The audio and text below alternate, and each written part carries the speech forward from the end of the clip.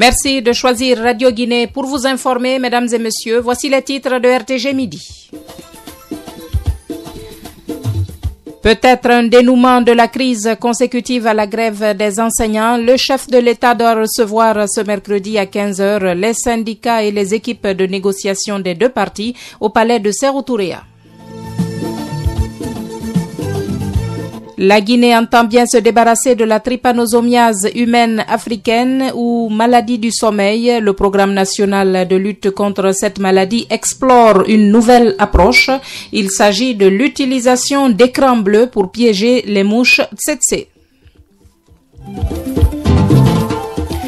En Côte d'Ivoire, les 6 journalistes interpellés dimanche ont été libérés mais inculpés pour divulgation de fausses nouvelles. Leur couverture de la mutinerie des soldats d'Adiaké il y a une semaine est fortement critiquée par les autorités. Selon un rapport fourni par des experts de l'ONU, la guerre au Soudan du Sud a atteint des proportions catastrophiques. Les civils continuent de fuir les atrocités. Les casques bleus n'arrivent plus à jouer leur rôle. Technique Touré ou Milgairi Sangaré, micro Marie-Louise Diallo Benjamin. Madame, Monsieur, merci de nous rejoindre. Bonjour à tous. Tout d'abord, ce communiqué de la présidence de la République, conformément au communiqué de la présidence de la République du 13 février 2017. Monsieur le président de la République, le professeur Alpha Condé, convie à une rencontre mercredi 15 février 2017 à 15h au palais de Sékou-Touréa. Les personnalités et organisations ci-après. Mesdames et messieurs, les secrétaires généraux de l'intersyndicale CNTG-USTG, l'intersyndicale de l'éducation, FSPE et SLEG. Mesdames et messieurs, membres de l'équipe gouvernementale de négociation, de l'équipe syndicale de négociation, de la CPEG et du PAG et de la médiation. Monsieur le président de la République réitère sa volonté de promouvoir le dialogue, la tolérance et le respect de l'intérêt général. Monsieur le président de la République sait compter sur l'engagement et l'esprit citoyen de chacun et de tous. Conakry, le 14 février 2017, pour la présidence de la République, le ministre d'État, ministre secrétaire général Nabi Youssouf Kiridi Bangoura. Le président du Lions Club International a été reçu par le premier ministre chef du gouvernement hier mardi. Le président Bob Curlew est venu prendre part à une réunion du Lions Club à Conakry. On l'écoute. Je suis venu pour parler avec le Premier ministre du travail que fait les Lions ici en Guinée et ainsi que le travail que fait les Lions partout dans le monde. L'association de Lions est considérée comme l'association la plus large de services sociaux partout dans le monde. Notre but enfin, c'est de rendre les communautés meilleures. Les Lions ont désir de donner de leur temps et de leur argent pour aider les enfants. Ces enfants auront l'occasion d'apprendre et d'avoir une meilleure éducation. Les Lions de France, travaillant et en collaboration avec les Lions de Guinée, ils travaillaient ensemble pour faire une grande donation qui est considérée pour $100 000 en forme de matériaux médicaux qui seront donnés au hôpital ici en Guinée. Le Premier ministre, chef du gouvernement, satisfait de cette visite, a réaffirmé le soutien de son gouvernement au Lions Club qui pose des actes en Guinée. Mamadi Youla. Nous apprécions la coopération, la collaboration et le travail que fait le Lions ici en Guinée. Nous pouvons vous assurer que le gouvernement de Guinée et les Guinéens apprécient le travail qui est fait, que ce soit dans le domaine de la santé, les différentes initiatives qui sont portées par votre organisation. Nous apprécions ce travail et nous sommes heureux de vous avoir pour le travail de qualité que vous faites. Je voudrais vous assurer au nom du gouvernement et du chef de l'État pour vous dire que le gouvernement de Guinée se tient à votre disposition pour renforcer cette coopération, cette collaboration, pour améliorer le service que vous faites au bénéfice de nos populations, au bénéfice des Guinéens. Et cela, dans toute la mesure du possible, le gouvernement se tiendra à votre disposition pour vous accompagner et renforcer la collaboration qui existe déjà, notamment dans le domaine de la santé où il existe un travail remarquable qui est fait par les Lions de Guinée. Le Premier ministre chef du gouvernement Mamadi Youla. Autre président, autre ONG, il s'agit cette fois du président de l'ONG catholique Relief Service qui a bouclé son séjour de travail à Conakry. Et durant 2 jours, Sean Callahan a eu plusieurs rencontres avec les autorités et les services bénéficiaires de cette ONG, notamment Mariam Bamba.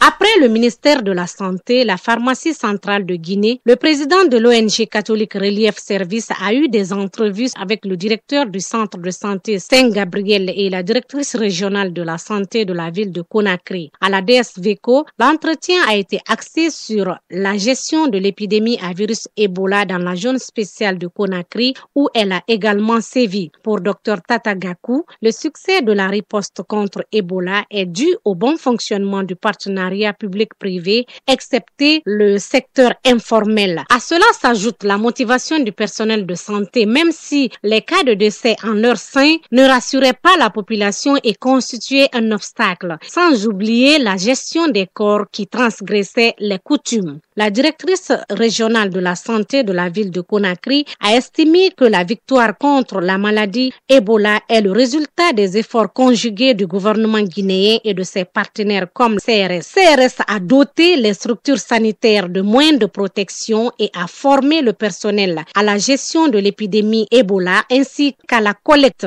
l'archivage et l'analyse des données pour la prise de décision à travers le logiciel DHIS2. Le centre de santé Saint-Gabriel bénéficie du même apport, surtout dans le cadre de l'assainissement et de l'hygiène. La prochaine priorité du CRS pour les 2 trimestres à venir est l'assurance qualité des données, la révision des outils, le rapportage des données rétrospectives. Le secteur de Tabounssou dans Dubreka vient d'être érigé en district, ce qui complète à 13 le nombre de districts dans cette commune rurale. La cérémonie d'élection s'est déroulée hier en présence des autorités préfectorales, communales, mais aussi des populations de cette localité.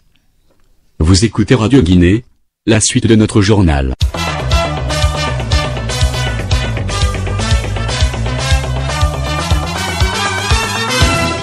Je vous le disais dans les titres, la Guinée tente de se débarrasser de la trypanosomiase humaine africaine. Après plusieurs initiatives, le programme national de lutte contre cette maladie explore une nouvelle approche.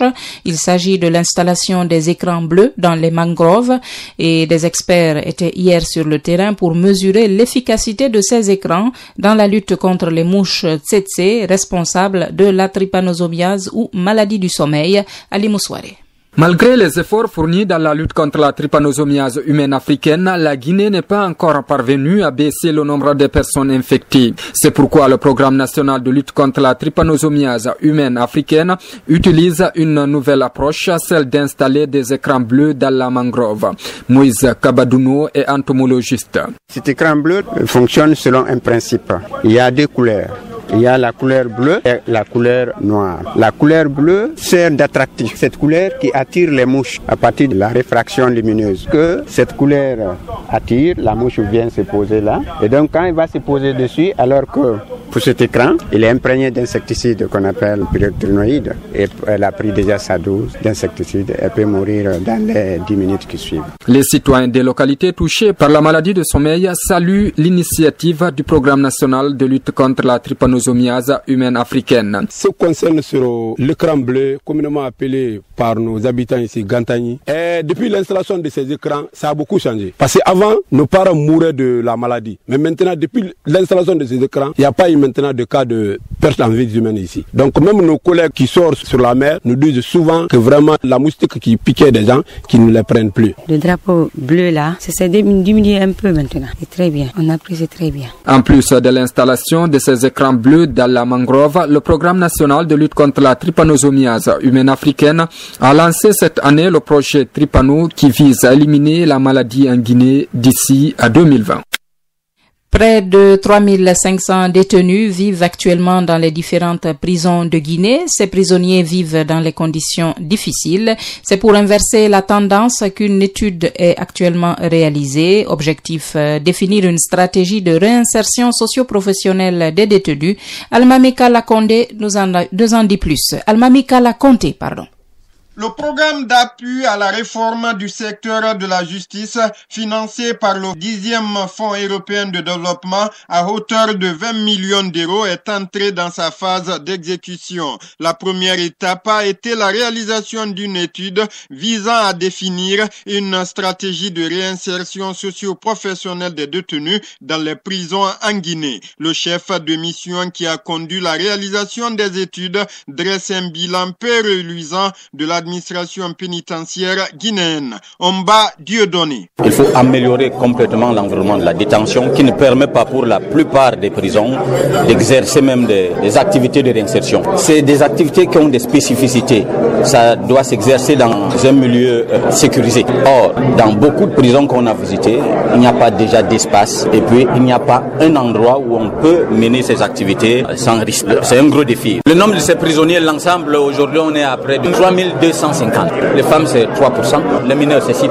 Le système pénitentiaire guinéen est vétuste et complètement dégradé. C'est pourquoi le département en charge de la justice compte s'attaquer à ces maux pour humaniser davantage les lieux de détention carcérale, selon le chef de cabinet du ministère de la Justice, Mohamed Koli Kamara. Le délabrement des locaux, un personnel non formé, dont les 3/4 sont analphabètes. La difficulté pour de nombreux détenus d'accéder à l'eau potable, aux soins de santé, à une alimentation équilibrée, et la liste n'est pas exhaustive. Le plus gros problème de nos prisons reste la surpopulation carcérale. Dans certaines prisons, le taux de surpeuplement dépasse aujourd'hui 500%. Toutefois, des avancées sont à signaler dans le cadre de la modernisation du système pénitentiaire avec le statut particulier du personnel et le régime juridique. Almami Kala Conté. Une loi d'accès à l'information existe bel et bien en Guinée. Cette loi fait partie de la série des lois organiques adoptées par le CNT en 2010. Seulement, les points de vue sont encore divergents quant à la promulgation. Mais en fait, quelles sont les grandes lignes de cette loi d'accès à l'information publique? Nous en parlerons avec l'invité du journal et Mamadi Trois Kaba. Donc, ce sera en fin de journal. Des équipements informatiques pour soutenir le projet de renforcement du système de santé post-Ebola en Guinée. C'est un don du Japon et de l'OMS destiné à 15 districts sanitaires. C'est ce que nous dit Aminata Bar.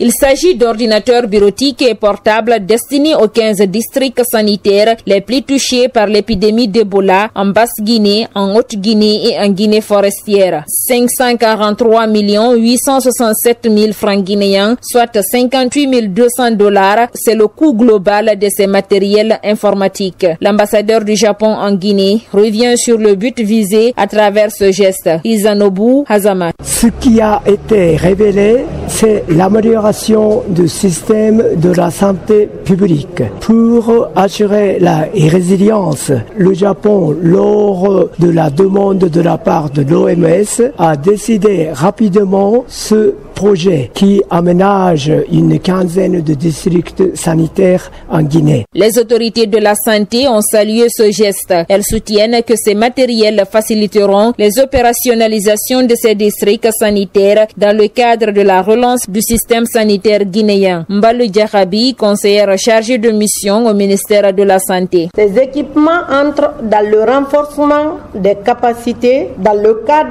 de la relance et la résilience du système de santé dans sa globalité après Ebola. Au nom de Monsieur le ministre de la Santé, je puis vous rassurer de l'utilisation rationnelle de ces équipements mis à disposition, surtout pour le renforcement du système d'information sanitaire. Ce projet porte notamment sur le développement des ressources humaines en santé et l'équipement des services, la surveillance de la maladie, mais aussi la réponse intégrée, y compris par la vaccination. Aminata Ba, cette brève avant de tourner la page de l'actualité nationale. 4 magasins, une maison et leur contenu partis en fumée hier mardi au marché de Dibida dans la commune urbaine de Kankan. Des barils d'essence ont pris feu dans un entrepôt. Aucune perte en vie humaine n'a été enregistrée, mais on parle d'importants dégâts matériels et c'est une dépêche de notre correspondant préfectoral à Kankan, Aboubakar Kefina Kaba. Vous écoutez Radio Guinée. La suite de notre journal.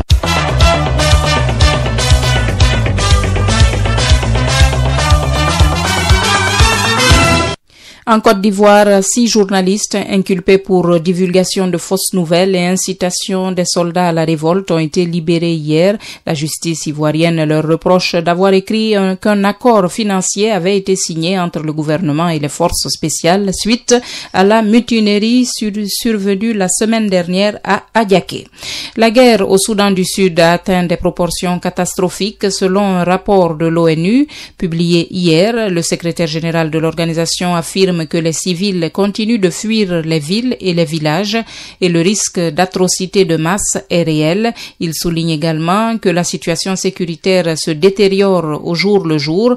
Les 13 000 casques bleus déployés sont empêchés de mener leur mission.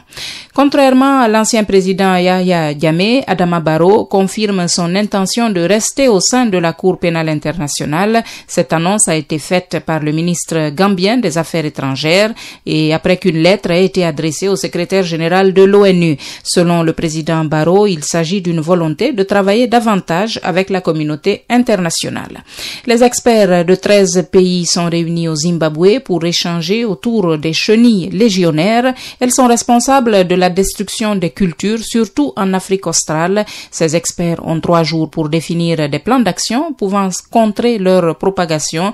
Déjà, la Zambie, le Zimbabwe, l'Afrique du Sud, le Ghana, le Malawi, le Mozambique et la Namibie sont affectés. La pénurie alimentaire risque d'être d'actualité dans cette partie de l'Afrique, souligne le Centre international pour l'agriculture et les biosciences du Royaume-Uni. Adi Baldé. Le mil, le maïs, le riz, le blé, aliments de base de l'Afrique australe, restent sérieusement menacés par les chenilles légionnaires venues d'Amérique. Les experts des 13 pays réunis au Zimbabwe pour les 3 jours de rencontre sont donc très inquiets du fait que ces insectes nuisibles se reproduisent très vite et se déplacent sur des kilomètres en quelques heures. La Zambie, le Zimbabwe, l'Afrique du Sud, le Malawi, le Mozambique et la Namibie sont déjà affectés. L'Afrique de l'Ouest n'est pas aussi à l'abri puisque le Ghana est déjà cité sur la liste des pays touchés. Le Centre international pour l'agriculture et les biosciences du Royaume-Uni qui a donné l'alerte la semaine dernière parle de menaces mondiales pour le commerce agricole. Le centre craint surtout des pénuries alimentaires pour l'Afrique australe menacée ces dernières années par une grave sécheresse. La même source indique que ces chenilles ont développé en Amérique une résistance aux pesticides. Façon de dire que la lutte chimique n'est pas la meilleure solution. En tout cas, le coton, le soja, la pomme de terre et le tabac ne sont pas à l'abri dans les pays touchés. C'est donc une année difficile qui commence pour les agriculteurs et même pour les consommateurs qui risquent d'être confrontés à la flambée des prix des denrées alimentaires dans de nombreux pays d'Afrique en 2017. Il y a de la polémique autour des obsèques d'Étienne Tshisekedi, l'opposant historique congolais décédé le 1er février dernier à Bruxelles. Aucune date n'a encore été fixée pour le retour de la dépouille mortelle. Sa famille biologique demande la construction d'un mausolée au centre de Kinshasa et son parti réclame la mise en place d'un gouvernement d'union nationale. Et on reste en RDC pour signaler un affrontement entre la secte Bunduya Congo et la police à Kinshasa.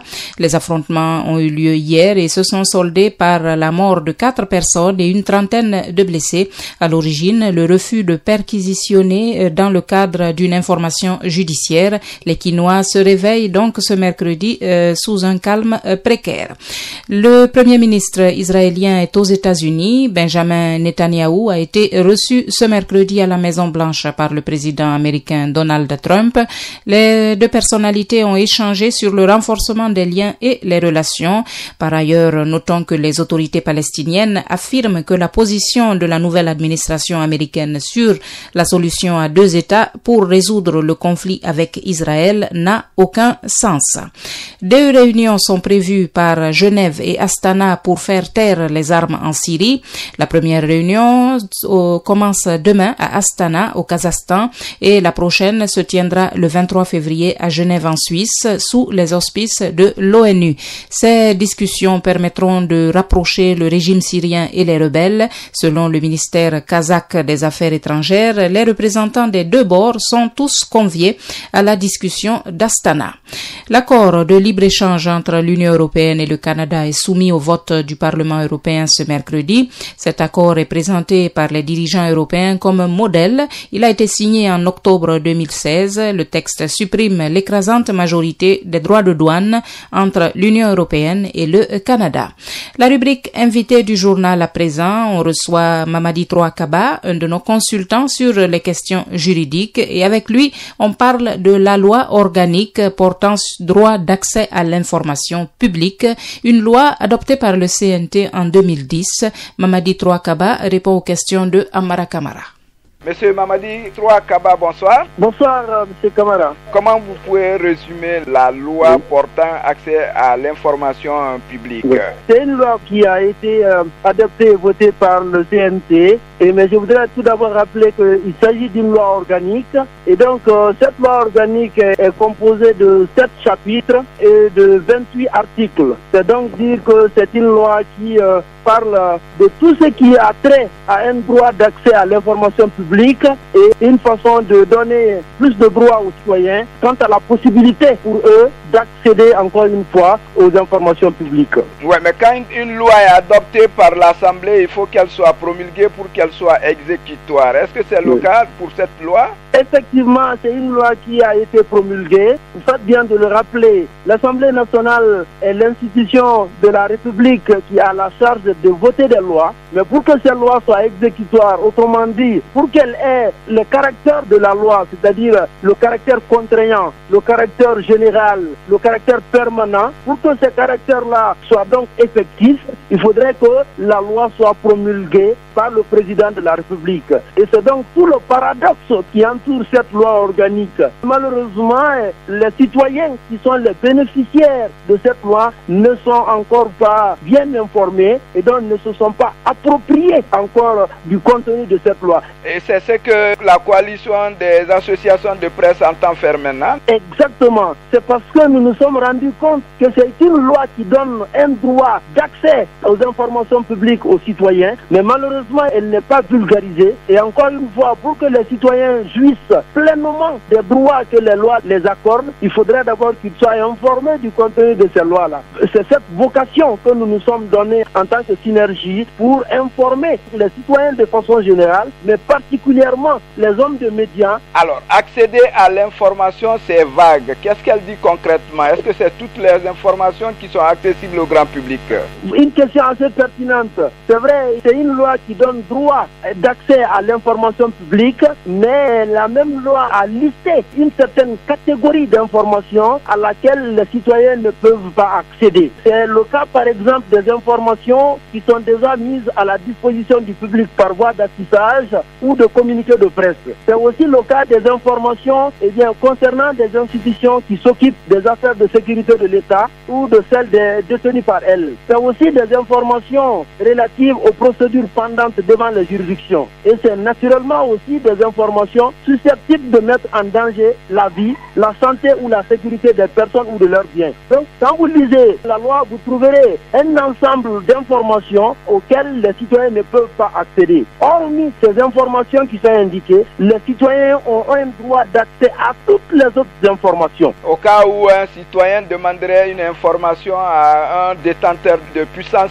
publique qu'il se refuserait de donner, est-ce qu'il y a des voies de recours? Tout à fait, il y a bien des voies de recours et c'est vraiment aussi l'une des particularités de cette loi. Parce que la première voie qui s'ouvre à un citoyen qui a été débouté, c'est d'abord de faire un recours hiérarchique, c'est-à-dire le fonctionnaire qui a refusé de livrer l'information. Et le supérieur de ce fonctionnaire peut être saisi par le citoyen demandeur pour donc exercer ce recours hiérarchique. S'il n'est pas entendu là, il peut faire un recours en passant par le médiateur de la République. C'est aussi que le citoyen peut passer par le juge, c'est-à-dire qu'il n'a pas été entendu par le supérieur hiérarchique. Le médiateur de la République n'a pas pu lui apporter la satisfaction, il peut saisir le juge. Et cette fois-ci, le juge condamnera le fonctionnaire qui a violé ce droit-là, parce qu'encore une fois, je le rappelle, C'est un droit fondamental que la loi organique accorde aux citoyens. Et un droit fondamental, c'est le droit qui est prévu dans la Constitution. C'est ce qui m'amène donc pour dire que c'est l'article 7 de la Constitution